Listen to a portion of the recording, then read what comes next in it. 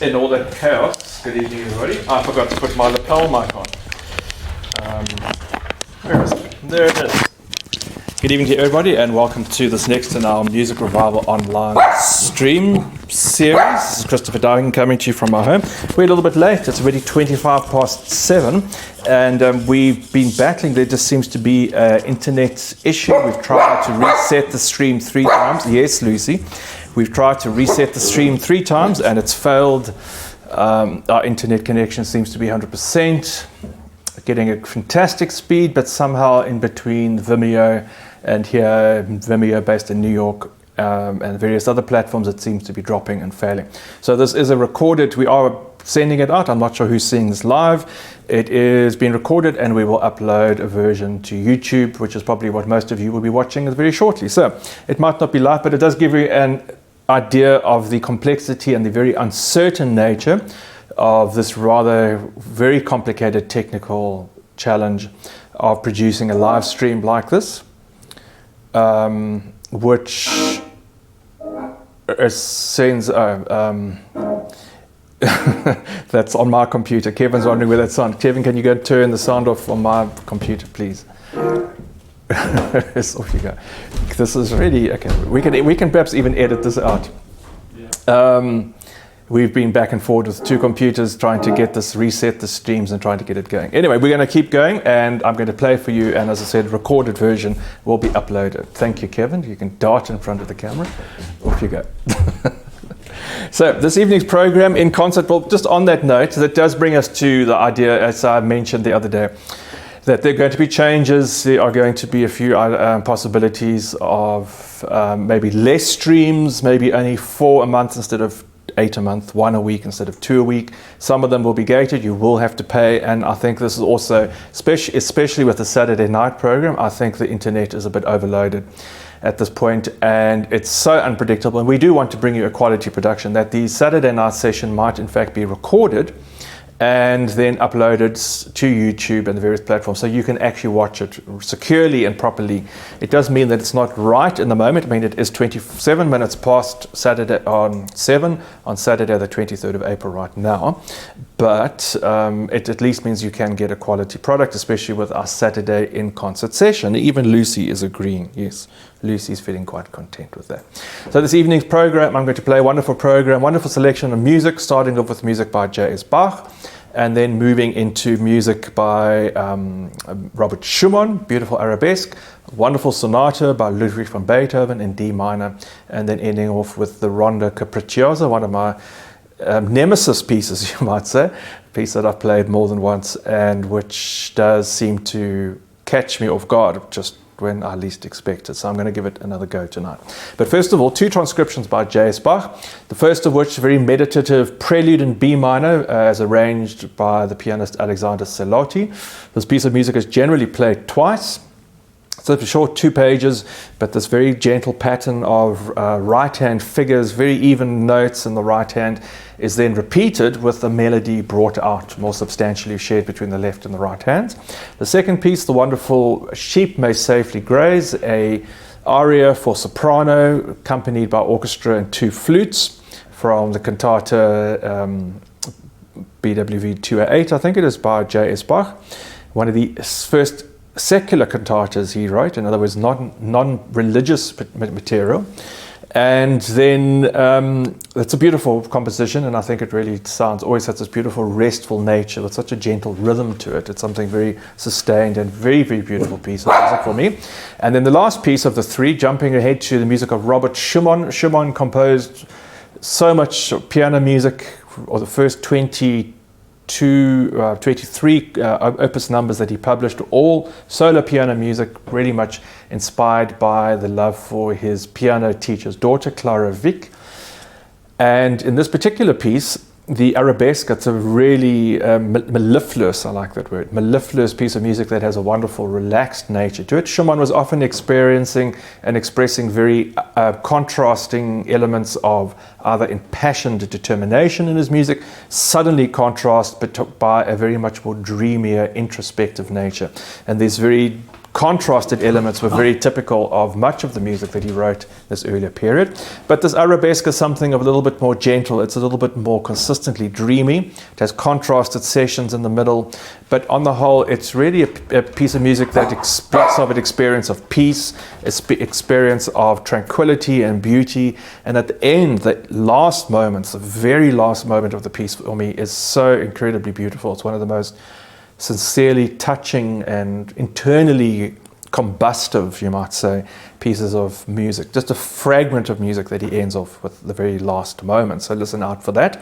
But before that, I am going to play the Prelude in B minor and the Sheep May Safely Graze, one arranged by Alexander Celotti and the other arranged by Egon Petri, both by J.S. Bach.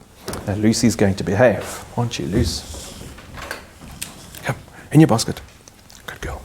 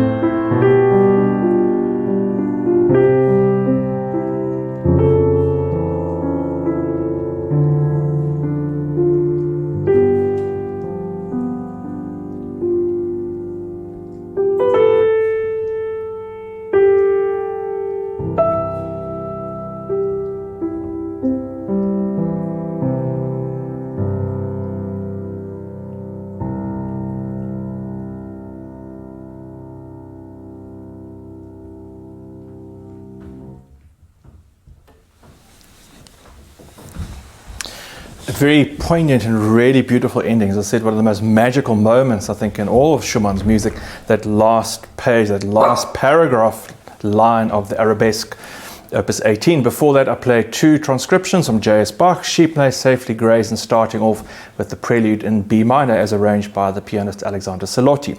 Now, all that calm and all that gentleness and fluidity is going to bring us to a piece of music, a sonata by Ludwig van Beethoven, which I'm going to play in its entirety. This is known as the Tempest Sonata. It's the sonata number 17 in D minor, Opus 31, number 2. There were 3 sonatas that Beethoven published as Opus 31, and this is the second of them. And it is one of Beethoven's more regularly played sonatas, possibly because of the name, the Tempest or the Storm. The Storm is the German name that normally accompanies this piece. And it has some really beautiful, it's quite compact and has some really direct and beautiful ideas to it. So the background to it, the Tempest name referring to Shakespeare's Tempest. Apparently the biographer Anton Schindler said that when he was speaking to Beethoven about this, he said if he wanted to discover the music, that he should listen or read Shakespeare's play by the same name, Tempest. However, on close inspection, it seems that Beethoven was referring not only to this sonata, but also to the Passionata Opus 57.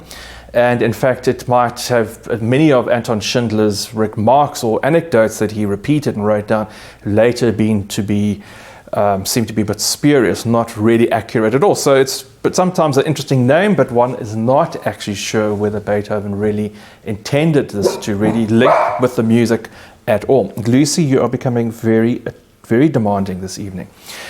But nevertheless, if you want to think about it, it's a very useful title. This sense of storminess, the sense of rapid shifts between moods. It's already an extraordinary piece in the first movement. You have these very static moments which hang, and then the sudden extremes of motions as the music surges forward and then stops and hangs and surges forward before it finally takes hold. And this sort of back and forth, this tormented nature contrasted by these moments of reflection and dreaming may have been this idea that people seem to find some meaning in this Shakespearean link. The second movement, written in an orchestral style, has very broad melodies, really wonderful textures, floating atmosphere to it as well. And the third movement, which I think is particularly effective and particularly unique, has a sense of what we might call motu perpetuo, or this sense of a rhythm that starts at the beginning of the music and then continues unabated. It just keeps moving ahead. The same pattern, the same sequence of notes, shape of sequence of notes is repeated again and again and again. Sometimes like a storm or like waves, or even people have likened it to the galloping of a horse. It has a very unusual lilt. And the piece, it continues like this throughout the third movement. It's a really extraordinary, and I think one of my favorite Beethoven moments, for its relentless drive and the number of different colors and moments that it pulls together within the same rhythmic pattern. One of the little details, but from an interpreter point of view, I'm always fascinated about how composers write down their ideas, or how they will play a piece of music or play a concept at the instrument and then try and figure out how one actually has to notate that, because it's not always entirely accurate. And I think there are a number of elements.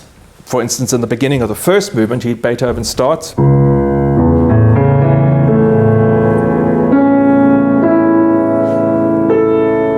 Again, as I said, with a sense of hanging, a static motion with these chords.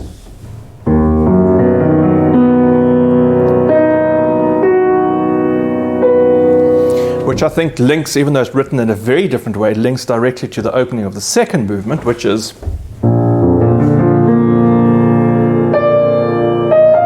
and even possibly into the beginning of the third movement, which, if you take it a little bit slower,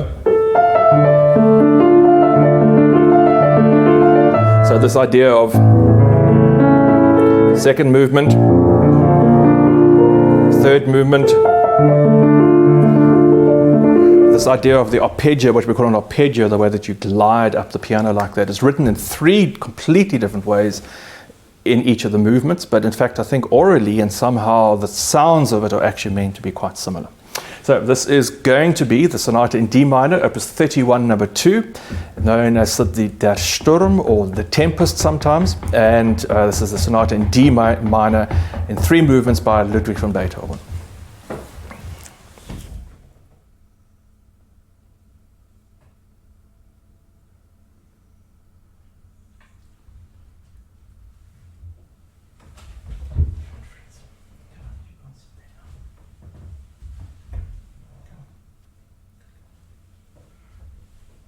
Requiring lots of attention. It's okay.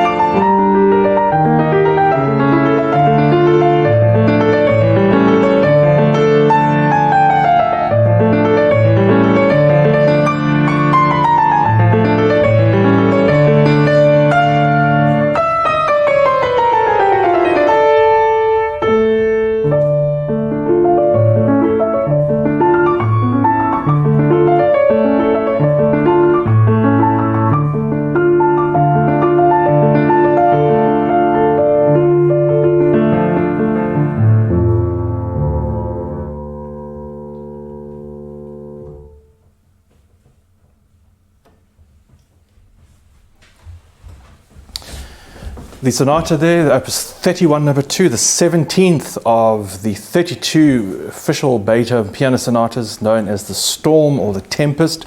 A beautiful piece of music in 3 movements, very dark, stormy atmospheres, but that last movement I think really has something quite spectacular about it, that relentless motion of a horse galloping through the night, or that relentless action of waves, much like the relentless action of Frida and Lucy, who of course decided this is just piano play time for them too. Thanks, girls, just for being part of the action here. I'm going to end off this evening's program with a beautiful piece of music by Felix Mendelssohn. Piece of music, as I say, that I've played several times, but I always come back to such a great ending. It's the Rondo Capriccioso, the rondo being the returning theme that you'll hear repeated again and again and again, and in a capricious and light way. Of course, Mendelssohn's music has this wonderful ethereal, fleeting quality to it, this kind of light playfulness and the lightness of the touch, very difficult to maintain, very difficult to find in the piano, but when it does work, it's a very, very charming piece of music.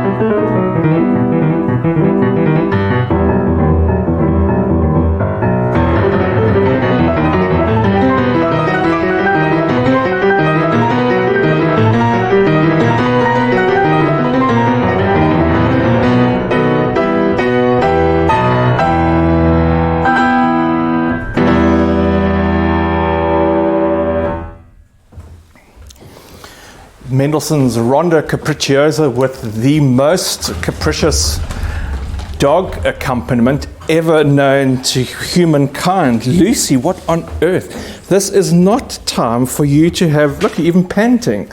This is not time for you to have a little racetrack around the piano. My gosh, I'm working very hard and trying with all my concentration to keep up with everything.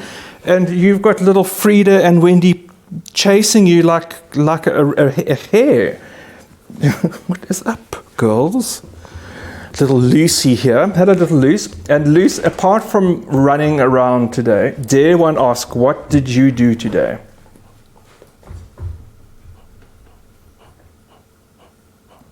Just a panting. You did nothing. Just panting. Let's see who else is here. Here's little Frida Pop. Hello, Frida Pop. Yes. Hello, Frieds. You also doing a little chase around. Yes, you're having quite a lot of fun chasing Lucy everywhere. I'm going to put you down, and Lucy's going to go for you. I can see that. And here's little Wendy Pop. Sorry, Frida, I got your medal. This is Wendy Pop. Little Wendy Pop also getting caught up in the rat race. Gosh, Kevin, have you ever seen anything like it? I mean, goodness. You even want to give me a look. It's like, what on earth? Never in 206 live streams had we had such a commotion. I don't think anyone's going to hear any piano playing over the patter-patter of crazy running little dachshund doggy feet. And of course now Lucy's more determined than ever. So I hope that if you're watching this, I don't know how many, if anyone's watching this live, I think you're probably all watching this after the fact. We did have a live stream, a connection issue with our service providers this evening. So it has been recorded and going out. Of course, once again, if you are enjoying this, or even if you're not enjoying it, if you are watching this, I'm really depending on you to support me, please, in these very difficult times. I have a few live concerts coming up, but audience attendances, they are very low and very small, so I'm continuing for now with the free live streams. If you have been watching this is number 206 and enjoying these, please continue to support me financially. You'll find all the details for bank accounts at my website page, Donate. There's a whole page, Donate page devoted to this. Kevin will bring up some QR codes, I think, for Cricket and for Yoko, where you can offer a donation. We need substantial, regular donations, please, at this point to keep going.